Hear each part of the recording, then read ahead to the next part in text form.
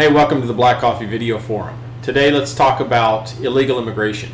Now I know it's a topic that a lot of folks get pretty angry with or emotional about pretty quickly, but it's one that I think has some pretty easy solutions, but I think it's also going to require us to make some hard decisions about what we're willing to do, and more specifically, how much we're willing to pay to solve that problem.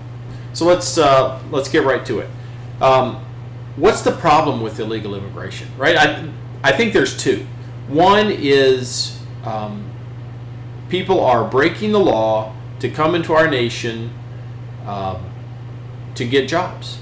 Well, the second one is we've had this policy of kind of letting those people in for the last 30 or 40 years, and what do we do with those people and their kids and now their grandkids who are here, and how do we remove them, as a lot on the right want to do? Now, I don't have an answer to that second question. That is so sticky, it makes my head hurt.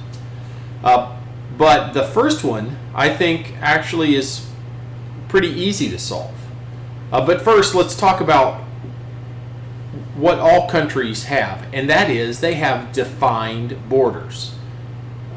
We know what the United States geography looks like, but I think more importantly, a country is defined by the character of its citizens. We're a good and helpful and generous people. We need to have that attitude when we come into this debate, because just like so many topics, when something is abstract, it's easy to be really flippant about and just hard-nosed and say, okay, let's just get it done this way, and that's how it should be. But when you actually meet someone who's involved with this, it's very difficult.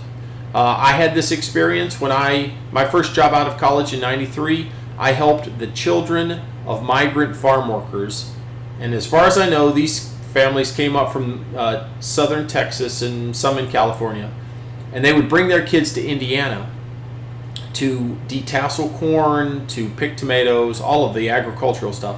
And I would help those families get their kids in school so that they could get a high school diploma and try and break the cycle that is the migrant family or the migrant farm worker. The conditions that they lived in were just awful. And so it put a real human face to what this problem is. Now, it still doesn't diminish the fact that if you are illegal in this country, you did break a law. So that first problem of how to fix it is easy. You and I are going to have to pay more for our food, for our houses, for our hotel rooms, and for our purchases at restaurants. It's that simple, and here's why. Recently, the state of Georgia implemented an e-verify system that said if you're going to hire someone, they have to go put their social security or tax ID number in here to verify that they're legal to work. And if they can't, then they can't work in your state. Well, what happened? The agriculture sector in Georgia alone had 11,000 jobs go unfilled. 11,000. Now, two things. That shows you that it works, and that will stop new folks from coming in to work illegally. But secondly, how do we have 11,000 jobs go unfilled at a time when we have 9% unemployment? I have no idea. Is it still beneath people to get out to the fields and pick the tomatoes, pick the peaches, do whatever? I don't understand that.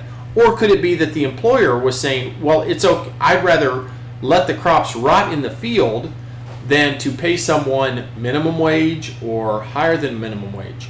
And the reason that I know the employer is griping about it is the agricultural lobby threw a huge fit and was lobbying Congress saying, we can't let this go through, we've got to repeal it, we've got to put some temporary worker visas in here because our crops are rotting in the field. The Hispanic population typically is leaving the state, and it was a real problem. So I know we can solve it, but what is our character going to allow us to do? Are we willing to pay more at the produce counter, in the restaurant, buying a house? And I don't know.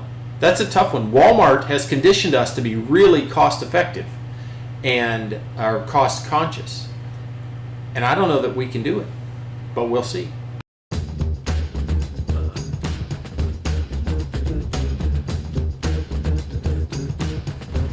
Our real national security threat? Canadians. They give us hockey, they talk funny, they like Sarah McLachlan, Michael J. Fox. They disgust me.